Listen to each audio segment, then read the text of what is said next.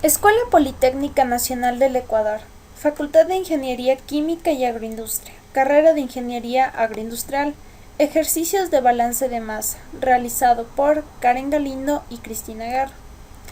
El ejercicio. El tema es balance de materia con aire en exceso.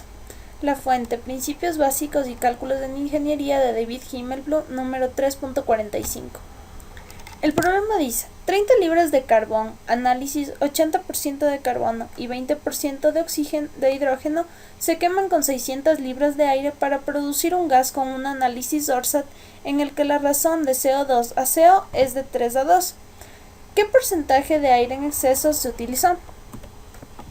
Entonces, para resolver el problema, primeramente vamos a establecer un diagrama de bloques donde a un quemador va a ingresar la corriente B, cuyo valor es de 30 libras con un 80% de carbono, 20% de hidrógeno. Y también va a entrar por la corriente A 600 libras de aire con 23,3% de oxígeno y 76,7% de nitrógeno. Vamos a tener que por W va a salir agua y por F va a salir CO, CO2, O2 y N2, que es lo que comprende el análisis ORSAT, y lo que nos pide calcular es el aire en exceso. Entonces, primeramente, de la corriente A vamos a hacer que 30 libras de carbón, sabemos que el porcentaje de este es 80% de carbono. Entonces, por cada 100 libras de carbón vamos a tener 80 libras de carbono, lo que nos va a dar 24 libras de carbono. Y también sabemos que por cada 100 libras de carbón van a haber 20 libras de hidrógeno, por lo que nos dará 6 libras de hidrógeno. Y esta es la composición en peso de la corriente B. Lo mismo vamos a hacer para la corriente A. Sabemos que 600 libras de aire ingresan por la corriente A y que por cada 100 libras de aire hay 23,3 libras de oxígeno, lo que nos da 139,8 libras de oxígeno. Y lo mismo hacemos para el nitrógeno.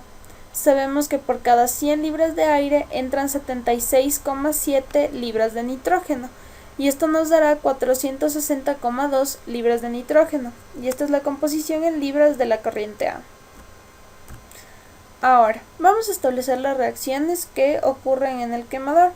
La primera es entre el carbono y el oxígeno para formar CO2, que es la combustión completa. La segunda reacción se da entre el hidrógeno y el oxígeno para formar agua. Y la tercera reacción va a formarse entre el carbono y el oxígeno para formar CO. Entonces, de la primera reacción vamos a sabemos que tenemos 24 libras de carbono y que por cada libra mol de carbono hay 12 libras de carbono. Y a partir de la ecuación 1 tenemos que 1 libra mol de oxígeno reacciona con 1 libra mol de carbono. Entonces, de esta reacción obtenemos 2 libras de oxígeno. Lo mismo vamos a hacer para la segunda ecuación. Tenemos 6 libras de hidrógeno y sabemos que por cada 1 libra mol de hidrógeno tienen 2 libras de hidrógeno, y que por cada libra mol de oxígeno que reaccionan 2 libras mol de hidrógeno.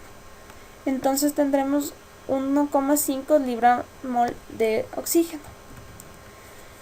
Entonces, sumando los dos, sabremos que se necesitan 3,5 libra mol de oxígeno, que es el oxígeno requerido que reacciona. Ahora, queremos calcular el oxígeno que entra. Entonces, vamos a aplicar que de las 600 libras de aire, ¿cuánto oxígeno es lo que equivale? Y sabemos que de 600 libras de aire existen 139,8 libras de oxígeno.